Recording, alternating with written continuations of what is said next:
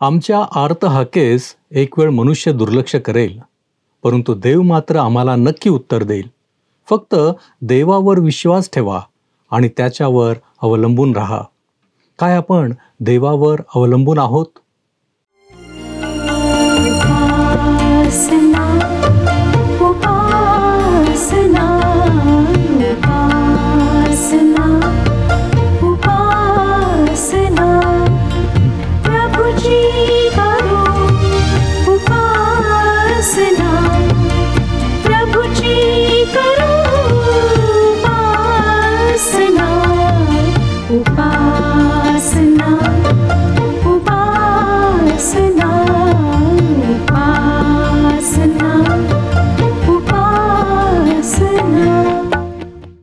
प्रिय बंधू आणि भगिनींनो, आपला तारणारा प्रभू येशू ख्रिस्त याच्या सामर्थ्यवान नावात आपणा सर्वांचे उपासना कार्यक्रमात हार्दिक स्वागत.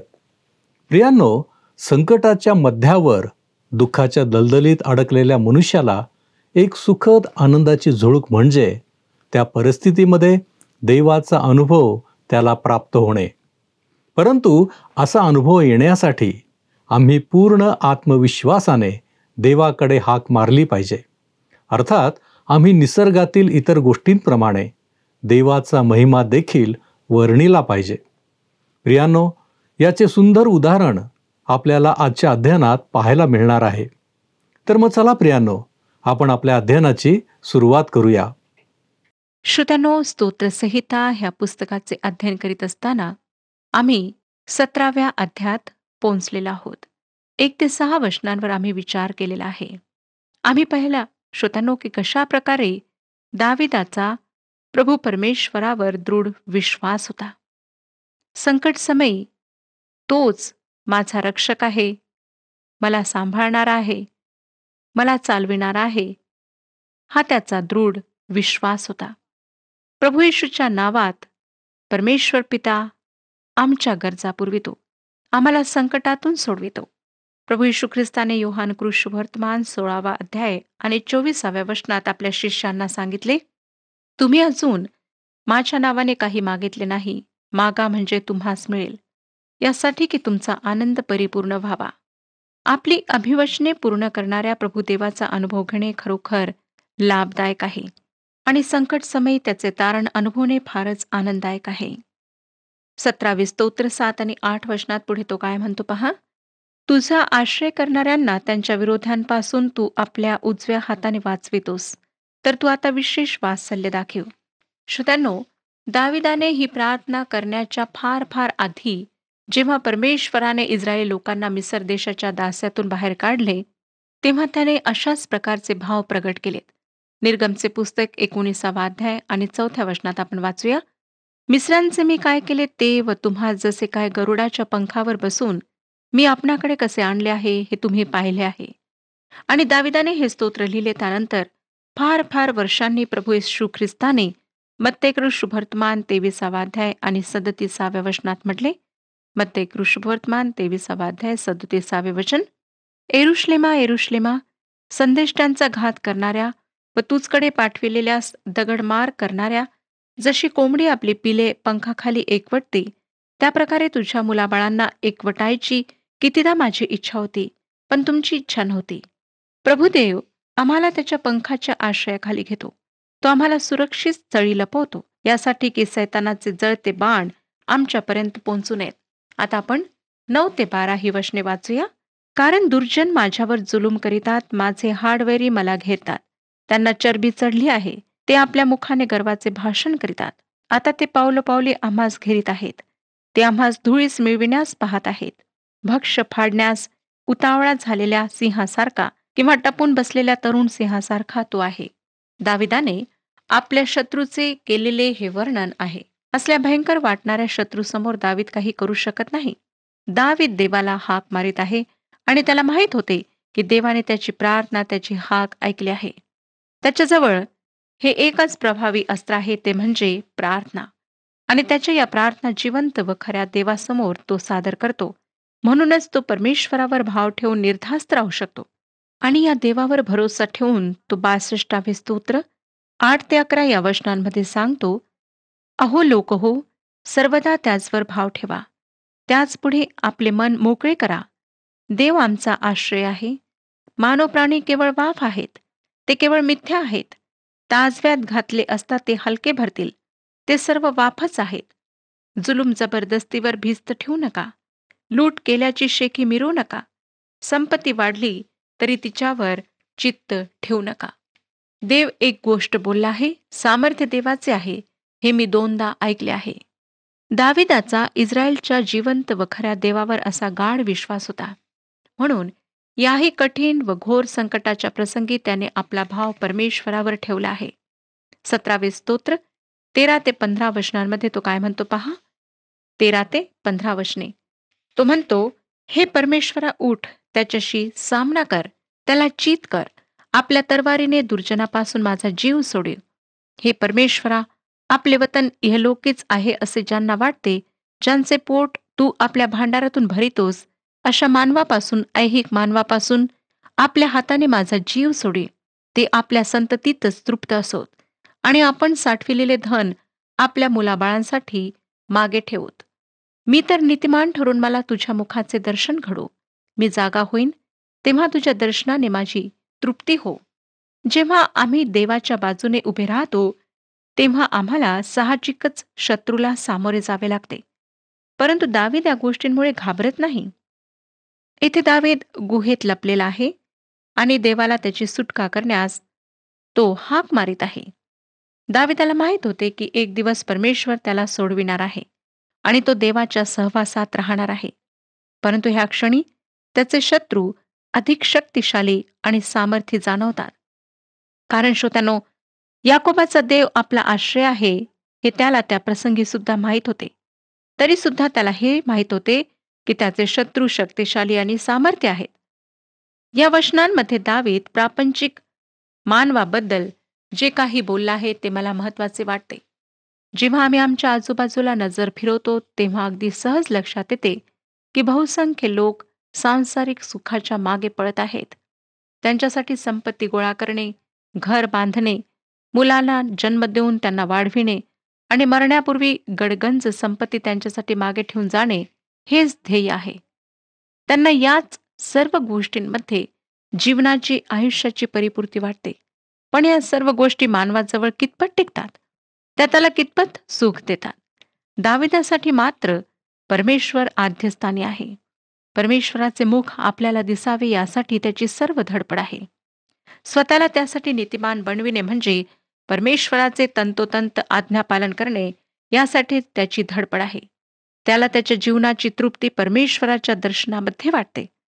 मला वाटतं श्रोत्यांनो, यातून आम्ही बरेच काही शिकू शकतो. आमच्या जीवनाचे आद्य कर्तव्य आम्ही ठरवायला हवे. पण आम्ही आधी स्वतःच्या पोटाची काळजी घेतो, मग परमेश्वराची आम्हाला आठवण येते. पगार हातात पडताच महिनाभराचे बजेट आणि मौज मजेसाठी रक्कम हे आधी बाजूला ठेवल्या जाते.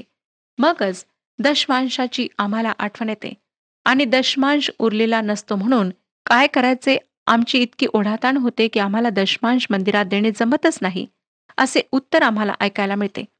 परंतु पगार हातात आल्यावर प्रथम देवाला स्थान देऊन दशमांश बाजूला काढणे व परमेश्वर उरलेल्या रकमेवर आशीर्वाद देईल हा विश्वास ठेवणे अनेकांना जमत नाही. आणि म्हणूनच मलाकीच्या पुस्तकात सांगितल्याप्रमाणे परमेश्वर त्यांना आकाश कपाटे उघडून आशीर्वाद देत नाही. प्रार्थनेच्या बाबतीतही तेच. रात्री अगदी थकून भागून बिछाण्यावर अंग टाकल्यावर अनेकांना प्रार्थनेची आठवण येते. मग अर्धवट झोपेत 2 वाक्यांची प्रार्थना परमेश्वरावर उपकार केल्याप्रमाणे केल्या जाते. पण पहाटेच उठून परमेश्वराला स्तुती गौरव देऊन दिवसभराचे सर्व कार्यक्रम त्याच्या हाती सोपून देणे त्यांना जमत नाही. सांसारिक गोष्टींनी आम्ही इतके वेढलो गेलो आहोत की देवाचे दर्शन आम्हाला नको वाटते. हेच कारण आहे श्रोत्यानो की आमच्यामध्ये ख्रिस्तासाठी आपले सर्वस्व समर्पित करणारे तरुण तरुणी प्रौढ लोक नाहीत. म्हणूनच देवाची सेवा आमच्या प्रांतात प्रभावीपणे होत नाही. कारण जो तो स्वतःचेच सुख पाहण्यात गुंतलेला आहे. दावीद परमेश्वराच्या मनाप्रमाणे असलेला पुरुष होता, कारण त्याच्या जीवनात परमेश्वराला आद्यस्थान होते. जेव्हा दाविदाला परमेश्वराने शाऊलाच्या कचाट्यातून सोडविले तेव्हा दाविदाने जी स्तुती केली ती 18व्या स्तोत्राच्या रूपात आमच्यासाठी उपलब्ध आहे. या स्तोत्राचा अभ्यास करण्यापूर्वी एका तज्ज्ञाचे याविषयी विचार मी थोडक्यात आपणासमोर मांडत आहे. आणि हे विचार दाविदाच्या जीवनाला तंतोतंत जुळणारे आहे. हे स्तोत्र दाविदाच्या जीवनाची एक सुंदर रूपरेषा आहे. या रूपरेषेमध्ये त्याला यहोवा देवाने दिलेले विजय आणि त्याची केलेली सुटका, त्याचे देवावरचे नितांत प्रेम यांची नोंद आहे. दावीद खऱ्या अर्थाने राजस्थानावर येण्यापूर्वी शौलाने त्याचा केलेला सततचा पाठलाग, त्याचे शत्रू ज्यांनी त्याच्या अधिकाराविषयी सतत प्रश्न उपस्थित केले, त्याच्या लोकांना त्याच्यापासून बहकवण्याचा प्रयत्न केला, त्याचा मुलगा अबशालोम ज्याच्यापासून त्याला पळून जावे लागले, परकीय राष्ट्रांशी त्याला करावी लागलेली तुंबळ युद्धे, या सर्व घटनांनी लोकांनी दाविदाचे जीवन भरलेले आहे. पण या सर्व घटना घडत असताना एक गोष्ट मात्र दाविदाला कधीच सोडू शकली नाही, ती म्हणजे देवाची प्रीती व त्याची पवित्र समक्षता.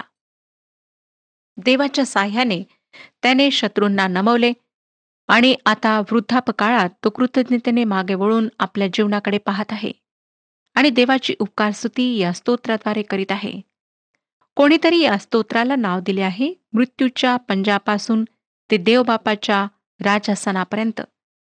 याही स्तोत्रामध्ये काही वचने अशी आहेत की देवाचा अभिषिक्त म्हणजे येशू ख्रिस्त याच्या संदर्भात ती आहेत. काही लोकांना वाटतं की जुना करार ह्यासाठी प्रीती हा विषय परका अनोळखी आहे, पण ते खरे नाही श्रोतांनो.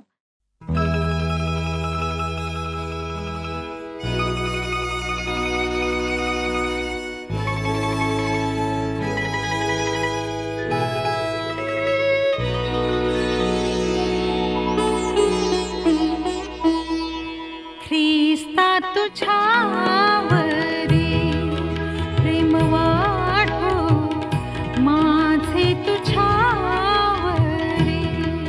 प्रेम वाढो. ख्रिस्ता तुझ्यावरी पाया मी पडते, अर्जी करीते, तुझवरी प्रेम वाढो. ख्रिस्ता तुझ्यावरी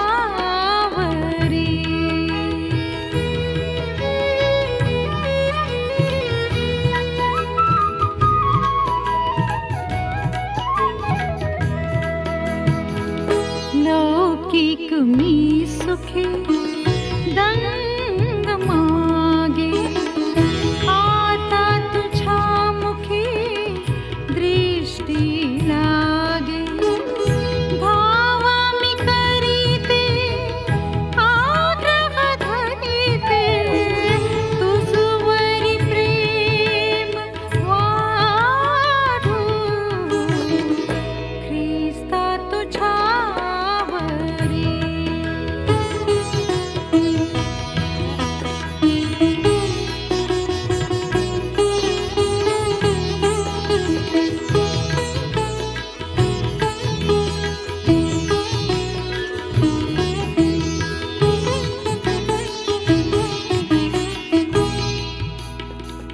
पारखिता मना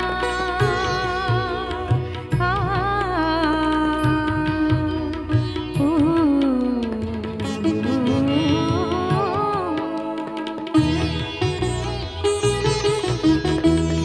पारखिता मना दुःख हो, ज्वालाही लागता हीण जाऊ. अग्नीत पोळता मी मने सर्वथा, तुझवरी प्रेम वाढो. ख्रिस्ता तुझ्यावरी प्रेम वाढो, माझे तुझ्यावरी प्रेम वाढो. ख्रिस्ता तुझ्यावरी. आता या 18व्या स्तोत्राची सुरुवात कशी होते ते पहा. पहिलं वचन वाचूया. हे परमेश्वरा, माझ्या सामर्थ्या, मी तुझ्यावर प्रेम करीतो. तुम्ही कधी प्रभुदेवाला तुम्ही त्याच्यावर प्रेम करता असे सांगितले आहे काय?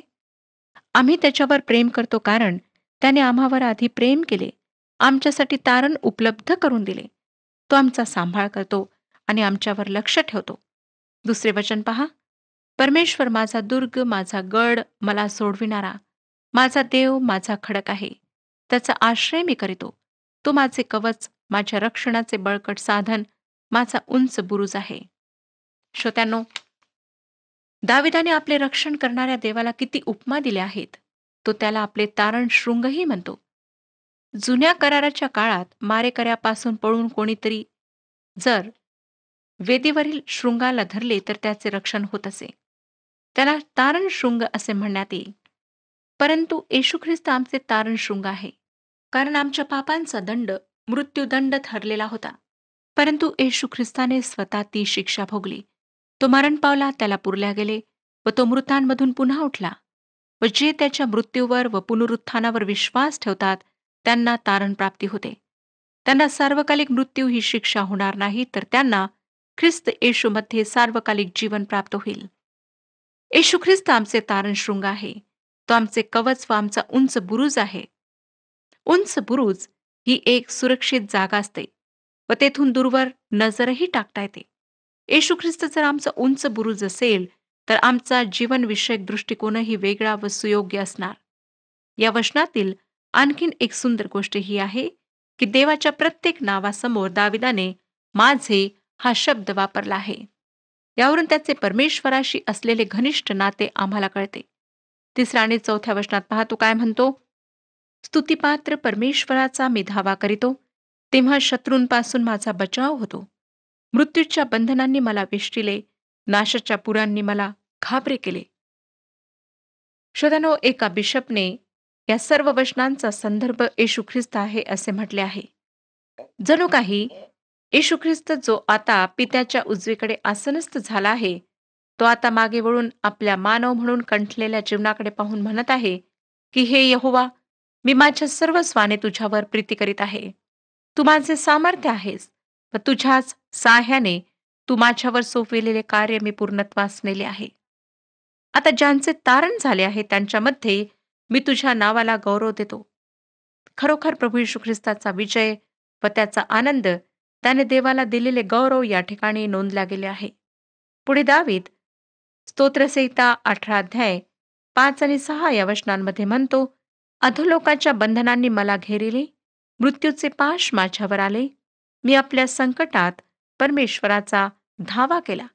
माझ्या देवाला मी हाक मारिली. त्याने आपल्या मंदिरातून माझी वाणी ऐकली. माझी हाक त्याच्या कानी गेली. श्रोत्यानो, दाविदाजवळ परमेश्वराविषयी अपार कृतज्ञता आहे. तो 7व्या वचनात म्हणतो, तेव्हा पृथ्वी हादरली व कंपित झाली. पर्वताचे पाय डळमळले, त्यांना झोके बसले, कारण तो संतप्त झाला होता. परमेश्वराला पापी जनांचा भयंकर संताप आला. याचे कारण त्यांनी त्याच्या पुत्राला येशू ख्रिस्ताला भयंकर यातना पेलायला भाग पाडले. शुभवर्तमाने आम्हाला सांगतात की जेव्हा कबरेवरून धोंड लोटल्या गेली तेव्हा भूकंप झाला. यावेळेस स्वर्गात काय घडले ते आम्हाला माहीत नाही, परंतु या स्तोत्राच्या पुढच्या वचनांमध्ये त्याविषयी सांगण्यात आले आहे. स्तोत्रसंहिता 18 अध्याय 8 ते 11 वचने. त्याच्या नाकपुड्यातून धूर निघत होता, त्याच्या मुखातून ग्रासणारा अग्नी निघत होता, त्यामुळे निखारे धगधगत होते. आकाश लवून तो खाली उतरला, त्याच्या पायाखाली निबिड अंधकार होता. तो करुबारूढ होऊन उडाला, त्याने वायूच्या पंखांनी वेगाने उड्डाण केले. त्याने आपणाला काळोखाने आच्छादून घेतले. त्याने आपणाला आकाशातील मेघमय अंधाराचा, दाट ढगांचा मंडप केला. श्रोत्यानो, जेव्हा येशू ख्रिस्त वधस्तंभावर मरण पावला तेव्हा भर मध्यान्ह असूनही संपूर्ण पृथ्वी अंधकारमय झाली. हे सर्व कोणी केले? पुढे 12 ते 17 ही वचने सांगतात, त्याच्या पुढील तेजाने घन मेघांमधून गारा व धगधगीत इंगळ बाहेर पडले. परमेश्वराने आकाशात गर्जना केली, परात्पराची वाणी झाली, गारा व धगधगीत इंगळ बाहेर पडले. त्याने आपले बाण सोडून त्यांची दाणादाण केली, त्याने विजा पडून त्यांची त्रेधा उडविली. तेव्हा हे परमेश्वरा, तुझ्या धमकीने, तुझ्या नाकपुड्यातील श्वासाच्या सोसाट्याने जलाशयाचे तळ दिसू लागले. पृथ्वीचे पाय उघडे पडले. त्याने वरून हात लांब करून मला धरिले आणि मोठ्या जलाशयातून मला बाहेर काढिले. माझा बलाढ्य वैरी, माझे द्वेष्टे ह्यांच्या हातून मला त्याने सोडविले, कारण ते माझ्यापेक्षा अति बलिष्ठ होते. श्रोत्यानो, आमच्या शत्रूंपासून, सैतानापासून आमची सुटका होण्यासाठी आम्हाला देवाबरोबर घनिष्ठ संबंध, प्रीतीचे संबंध ठेवण्याची गरज आहे. आणि ते संबंध येशू ख्रिस्ताद्वारेच आम्हाला प्रस्थापित करता येतात. मत्ते कृष्णवर्तमान 28 अध्याय आणि 20 वचनात प्रभू येशूने आपल्या अनुयायांना म्हटले, मत्ते कृष्णवर्तमान 28 अध्याय आणि 20 वचन, पहा, युगाच्या समाप्तीपर्यंत मी सदोदित तुम्हाबरोबर आहे. मदतीसाठी कोणाही व्यक्तीवर अवलंबून राहण्याऐवजी प्रभू परमेश्वरावर अवलंबून राहणे अधिक योग्य आहे. स्तोत्रकर्ता पुढे 18 अध्याय 49 आणि 50 वचनांमध्ये म्हणतो, स्तोत्रसंहिता 18 अध्याय 49 आणि 50, म्हणून हे परमेश्वरा, मी राष्ट्रांमध्ये तुझे स्तवन करीन, तुझ्या नावाची स्तोत्रे गाईन. तो आपल्या राजाला मोठाले विजय देतो, आपल्या अभिषिक्ताला दाविदाला व त्याच्या संततीला सर्व काळ वात्सल्य दाखवितो. प्रभू परमेश्वर आजही त्याच्या विपुल दयेचा वर्षाव आम्हावर करीत आहे. म्हणून आमच्या जीवनात त्याने जे अनेक आशीर्वाद आम्हाला दिलेत ते स्मरून आम्ही त्याची उपकार स्तुती करायला हवी. काय श्रोत्यानो, आपण त्याचे उपकार स्मरण करता, त्याबद्दल त्याला धन्यवाद देता, त्याचे आभार मानता? जर आजपर्यंत आपण ते केलेले नाही, तर आज परमेश्वर आपणाला संधी देत आहे. आता आपण 19व्या स्तोत्राला सुरुवात करूया. 18व्या स्तोत्रातील बरीच वचने मी आपणाकरिता वाचलेली नाहीत, परंतु जर आपणाजवळ पवित्र शास्त्र बायबल आहे, तर 18वे स्तोत्र पुन्हा आणि पुन्हा वाचा. 19व्या स्तोत्राला आम्ही सुरुवात करीत आहोत. माझी खात्री आहे की अनेक ख्रिस्ती बंधू भगिनी आपल्या प्रार्थनांमध्ये या स्तोत्रातील मधुर वचने वापरत असतील व त्यांच्या साह्याने प्रभू देवाला स्तुतीचा यज्ञ समर्पित करीत असतील. या स्तोत्रामध्ये देवाची निर्मिती, देवाची आज्ञा व येशू ख्रिस्त यांच्याद्वारे देवाने केलेले स्वतःविषयीचे प्रगटीकरण आम्हाला पाहायला मिळते. आणि या 3 गोष्टींमध्येच या स्तोत्राला विभागता येईल. विश्वाची निर्मिती, आज्ञा आणि ख्रिस्त असे विभाग पाडता येतील. मला वाटतं की तारण, मुक्ती आणि देवाची कृपा या विषयांमध्ये येशू ख्रिस्ताला एक फार विशेष असे या स्तोत्रात स्थान आहे. हे स्तोत्र सकाळच्या सुंदर वेळेविषयी आहे आणि ह्याच्या पहिल्या 6 वचनांमध्ये निर्मितीविषयी सांगण्यात आले आहे. स्तोत्र 8 हे रात्रीचे स्तोत्र होते. 19वे स्तोत्र दिवसाचे आहे. 1 ते 6 वचने वाचूया. स्तोत्रसंहिता 19 अध्याय 1 ते 6 वचने. आकाश देवाचा महिमा वर्णिते, अंतरिक्ष त्याची हस्तकृती दर्शविते. दिवस दिवसाशी संवाद करीतो, रात्र रात्रीला ज्ञान प्रगट करीते. वाचा नाही, शब्द नाही, त्यांची वाणी ऐकू येत नाही, तरी त्यांचा स्वर सर्व पृथ्वी आक्रमितो. त्यांचे शब्द दिगंतरी पोहोचतात. सूर्यासाठी आकाशात त्यांनी मंडप घातला आहे. शय्यागृहातून वरासारखा तो बाहेर पडतो. तो वीर पुरुषाप्रमाणे आपल्या मार्गाने धावण्यात आनंद पावतो. आकाशाच्या एका सीमेपासून निघून दुसऱ्या सीमेपर्यंत तो भ्रमण करीत जातो. त्याच्या उष्णतेपासून काही एक सुटत नाही. श्रोत्यानो, पौर्णिमेच्या रात्री शुभ्र चंद्रप्रकाशाचा आनंद तुम्ही लुटला असेल, किंवा चांदण्या रात्री अचानक एखाद्या वेळी वीजही गेलेली असताना आकाशाचे ताऱ्यांनी नटलेले अतिशय मोहक असे रूप तुम्ही पाहिले असेल. कदाचित देवाची ओळख नसल्याने तुम्ही चांदणे शिंपित जाशी हे गाणे रात्रीला उद्देशून म्हटले असेल. पण मानवी शब्दांमध्ये व्यक्त करणारे फार सुंदर असे हे आकाशाचे रूप आहे. आणि याच्याही निर्मितीमागे एक हळूवार, संवेदनशील, सौंदर्य सक्त हात व मन आहे, याची तुम्हाला निश्चित जाणीव झालीच असणार. होय ना श्रोत्यानो? त्याविषयीच आमचा स्तोत्रकर्ता म्हणतो, आकाश देवाचा महिमा वर्णिते, अंतरिक्ष त्याची हस्तकृती दर्शविते. खरोखर त्या सौंदर्यशाली, सामर्थ्यशाली व बुद्धिमत्ता व ज्ञान यांचा उगम असलेल्या परमेश्वराने स्वतःला या त्याच्या निर्मितीमध्ये प्रगट केले आहे. चित्र प्रदर्शन पाहत असताना किंवा गुलाब पुष्पांचे प्रदर्शन पाहत असताना एखादे सुंदर चित्र पाहिले किंवा एखादी सुंदर पुष्परचना पाहिली की आमच्या मनात येणारा पहिला प्रश्न हा असतो की हे चित्र कोणी काढले किंवा हे सुंदर पुष्परचना कोणी केली असेल. तसेच या सृष्टीचेही आहे. या सुंदर सृष्टीचा निर्माण करता तिच्याद्वारे स्वतःला प्रगट करतो. म्हणूनच संत पौलाने रोमकरास लिहिलेल्या पत्राच्या पहिल्या अध्यायातील 20व्या वचनात म्हटले, त्याचे अदृश्य गुण म्हणजे त्याचे सनातन सामर्थ्य व देवत्व ही निर्मिलेल्या पदार्थावरून ज्ञात होऊन सृष्टीच्या उत्पत्ती कालापासून स्पष्ट दिसत आहेत. यासाठी की त्यांना कसलीही सबब राहू नये. खरोखर श्रोत्यानो, आकाश देवाचे ज्ञान, त्याचे सामर्थ्य यांचे वर्णन करते. त्याची योजना व त्याचा हेतू यांचे ते वर्णन करते. अगदी सृष्टीच्या निर्मितीच्या सुरुवातीपासून सृष्टी देवाची साक्षीदार आहे. काय ह्या सर्व समर्थ परमेश्वराशी आपली ओळख झालेली आहे? काय येशू ख्रिस्ताद्वारे त्याच्याशी आपला संबंध स्थापित झालेला आहे? जर नाही तर आज संधी आहे. परमेश्वर ह्या विषयात आपले मार्गदर्शन करो आणि आपणाला आशीर्वाद देऊ.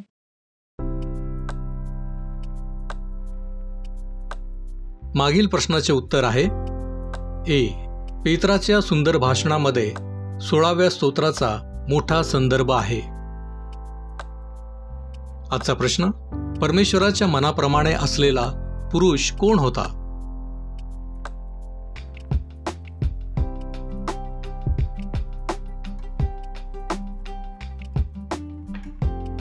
प्रियांनो, या प्रश्नाचे उत्तर उद्या सकाळी 6 वाजण्याच्या आधी पर्याय ए, बी, सी किंवा डी लिहून आपले नाव, पत्ता आणि ठिकाण यासोबत मोबाईल नंबर 7021474742 वर SMS किंवा व्हॉट्सअप करा.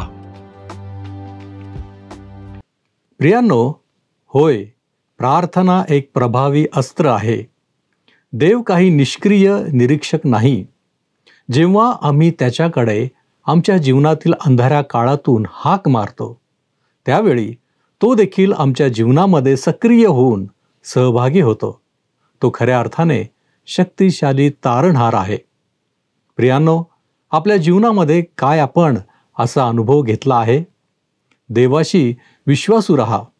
जर निसर्ग पण देवाचा महिमा वर्णितो, तर आपण देखील त्याचा महिमा वर्णू नये काय? आपण अनुभव घेण्यास तयार आहात काय? आपण प्रार्थना करू. आमच्यावरती प्रीती करणाऱ्या आमच्या महान प्रेमळ परमेश्वरा, तुझं वचन आम्हाला शिकवतं की तू मला हाक मार म्हणजे मी उत्तर देईन.